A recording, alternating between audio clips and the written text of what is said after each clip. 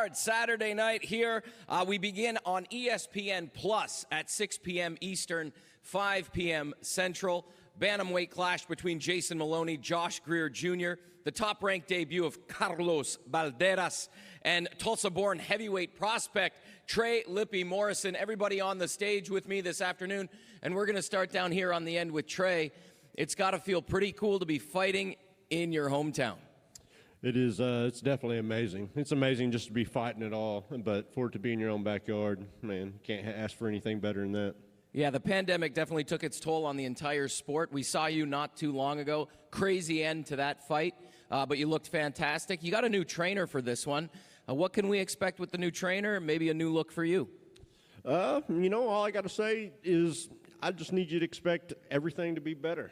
As far as, Kevin's my new trainer. He's over here. I moved to Springdale and started with him, and he just got my boxing all around better, defensive-wise, offensive-wise. So just overall, just look for me to be better.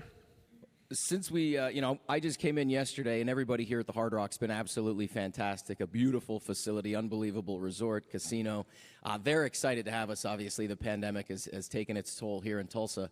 What can we expect from the Tulsa crowd? Because I'm a guy who likes to get involved with the crowd, and I'm hearing we're going to have a fun crowd here in Tulsa. Well, yeah, you can definitely expect a fun crowd when you come to Oklahoma. They definitely get involved in it, and you're gonna hear some shouts and some yells, and they're gonna they're gonna get you to fight when you don't want to fight, and they're gonna make you feel everything you need to feel. So it's a good home to be at. Well, awesome, man. We're excited to have you on the card. Thanks for taking a few minutes being with us today. As we switch over to ESPN for the 3 featured bouts, the first one is 10 rounds in the junior welterweight division. Antonio Moran, 26-4-1 with 19 knockouts, and Arnold Barboza Jr., 25-0. 10 knockouts. Arnold, welcome to Tulsa. How you feeling? I feel good, man. Happy to be here. Awesome. Listen, you're ranked in the top 10, closing in on a title shot. What challenges does Moran present for you Saturday night? Tough fighter, man. Tough fighter. He's fought really good opposition. He has great experience, and I'm looking forward to this one, man. I really am. How do you like the Hard Rock so far? It's a pretty cool spot, huh? Yeah, man, I love it. It's nice. We're going to come over here to Antonio Moran. His interpreter is down here on the floor. You are a veteran in the sport. You've been in the ring with the likes of Jose Pedraza and Devin. What did you learn from those experiences?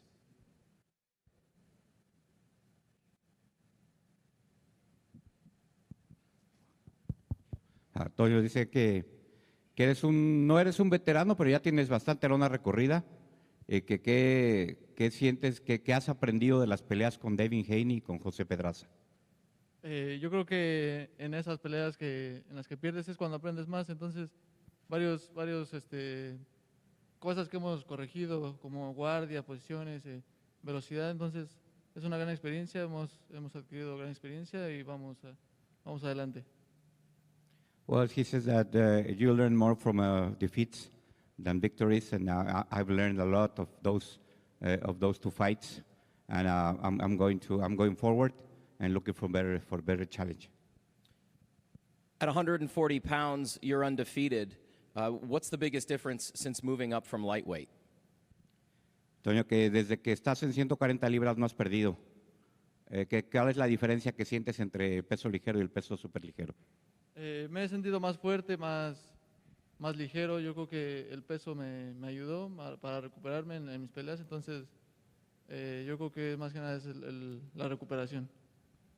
I feel stronger in 140.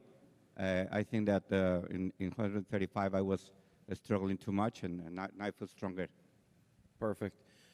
Arnold, coming back to you, the Salcedo fight, unbelievable bout for you. What did that do for your confidence, and are you a different fighter now after going through that experience with him? Different fighter, kind of. It affected me a little bit, and after I talked to him, and it was good. But the experience was great, man. I fought a different fight than people expected. It's a fight that I made that way. I could have fought the fight different. I could have boxed him the whole fight, but I wanted to prove a point. I wanted to prove a point that if someone wants to stay and try to bang with me, that I can bang. If they want to box, I could do that too. That's how I came up. So if you look at the tape now, it's like, what can you do against me? I think I'm an overall good fighter now. We're here in this moment. You've got a fight Saturday night, but you're not immune to what people are talking about on social media, what you hear others in the sport talking, throwing names out like Josh Taylor, Jose Ramirez. How do you stay focused on Saturday night when you know that that's right around the corner for you? It's respect. You know, I respect my opponent. You know what I mean? I never look past my opponent, and I'm all about respect, and I respect him. So, for respect for him, I'm not gonna look off after this fight. I'm excited for Saturday. I know your camp is here. Talk a little bit about the guys leading the way for you and with your management and your training camp. How did that all go? It went great, man. You know, my father, you know, of course, my trainer, Jesus Lopez, Jr. and Senior, man, always the right guidance, man, and bringing Rick aboard, it brought like the power team together. You know, it was a great camp, man, and I'm really looking forward to Saturday. Perfect. Best of luck Saturday night. One last question for Antonio. Walking into the ring against Barboza Jr., what do you feel his greatest strengths are and maybe some of his weaknesses that we can see you exploit Saturday? Toño, ¿qué piensas de las facultades y las fortalezas que tiene Arnold Barboza Jr. y cuáles crees que son sus debilidades que tienes que explotar el próximo sábado? Es un gran peleador, es un gran rival. Hemos trabajado, yo creo, más en la velocidad en el gimnasio. Vamos a trabajar en eso, en la velocidad y en el contraataque un poco más. Well, he says Arnold is a great fighter. We've been working in speed and counter-punching, and we'll be moving. We will have a good night on Saturday. It's going to be an incredible fight, and I know everybody is looking forward to it on Saturday night. Sitting with us as well, just two down from me on my left, Nico Ali Walsh, making his professional debut. Great to have you here. Congratulations on getting here to Tulsa with us. I know it's been a trip. You've spoken a lot about not feeling the pressure to live up to the famous last name, but talk about that mindset and where that comes from. Well, yeah, I feel like, everyone puts this pressure on me because, obviously my grandfather being who he was, who he is. But to me, it's just my grandfather. To everyone else, it's the greatest of all time. And I believe that too, but it is, just my grandfather. Amazing. If he were alive today, what would he say to you about making your pro debut live on ESPN right before a world title match? I think he'd be most excited that I'm being promoted by Bob Arum, that I'm being promoted by Top Rank, honestly. I mean, the tradition of Arum promoting my grandfather to now promoting me is pretty amazing, so he'd have a lot to say about that. You're training with Sugar Hill Stewart. What's that like? Because obviously one of the best in the game. How has that been for you? It's been amazing. I've been training with Sugar Hill and BB Hudson, and we're having a great time in the gym. I'm learning a lot, and it's been quite the experience, honestly. Are you surprised with all the attention you're getting? Do you prepare a little differently mentally to deal with that attention? What's that been like? I'm not surprised. I know my grandfather is a pretty special person, to a lot of people, and it's actually it's pretty good, hearing all the stories, knowing that my grandfather has so much love and adoration for him, and people are carrying that on to me.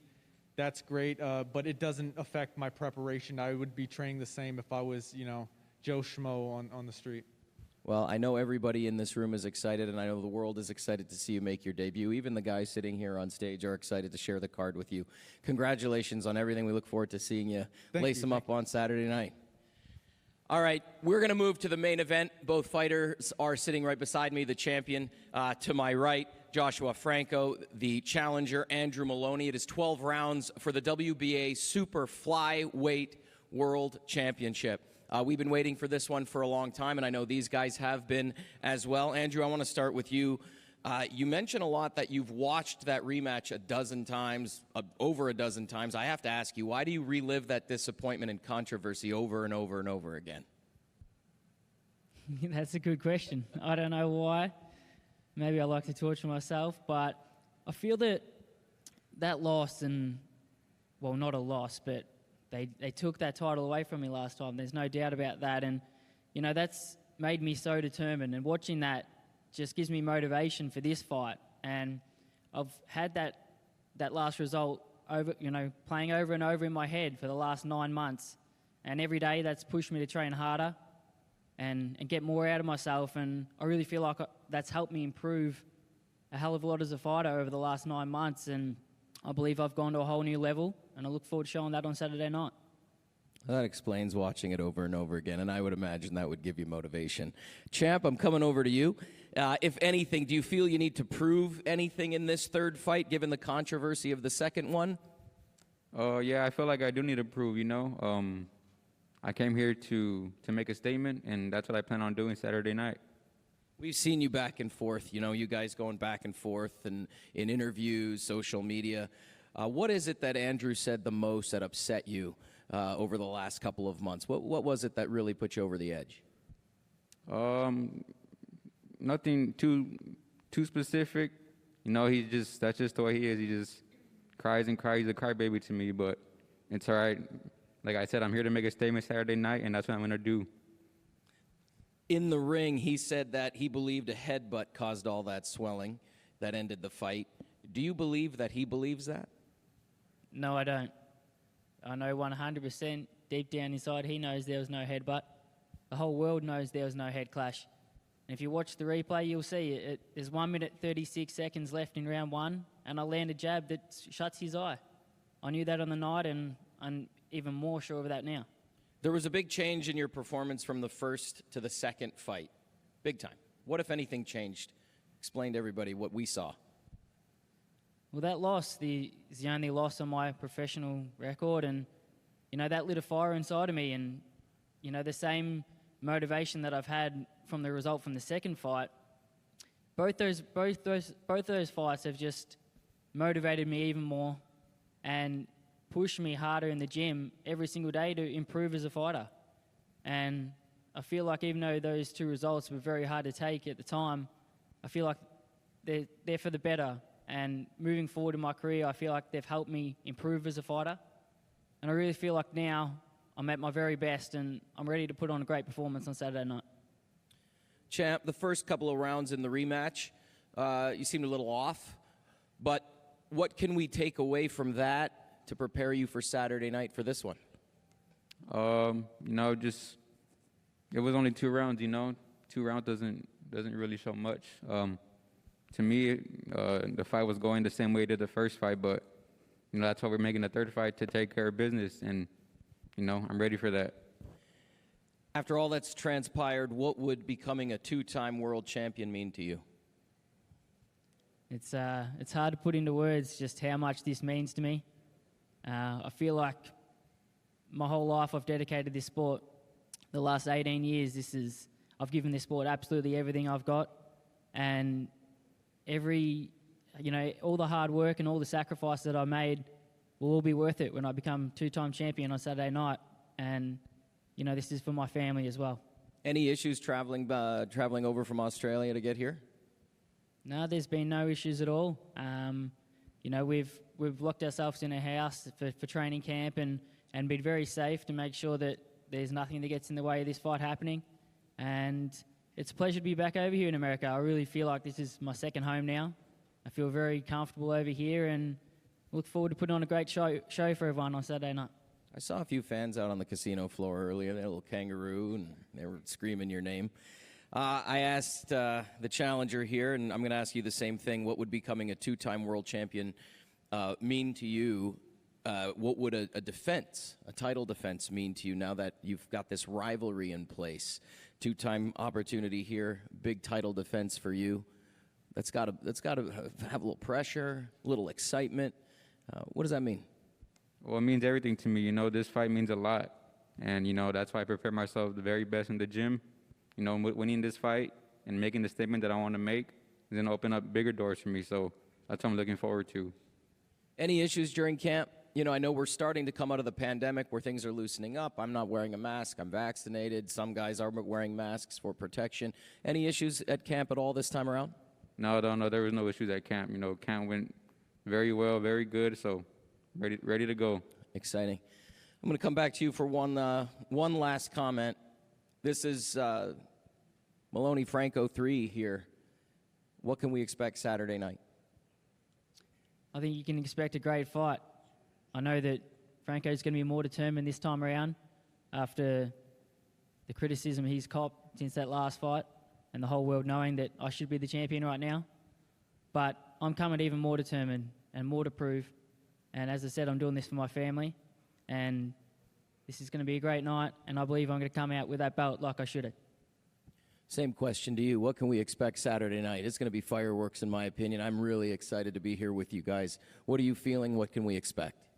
Expected a great fight, a great show, fireworks, and expect for me to make a statement Saturday night. Perfect. Listen, everybody watching at home, I want to thank all of these guys for taking time to be here with us today. It's not easy to set aside time in a fight week schedule for a press conference, so thank you all very, very much for being here. It all goes down Saturday, but we will see you first thing tomorrow for the weigh-ins as these guys take the scale right here on this stage. As always, this is Boxing, this is Top Rank, presented by Hall of Fame boxing promoter Mr. Bob Arum. We are at the Hard Rock Hotel and Casino in Tulsa, Oklahoma. No place we'd rather be. We will see you all tomorrow for the weigh-ins and then the fights on Saturday night. Have a great afternoon, everybody.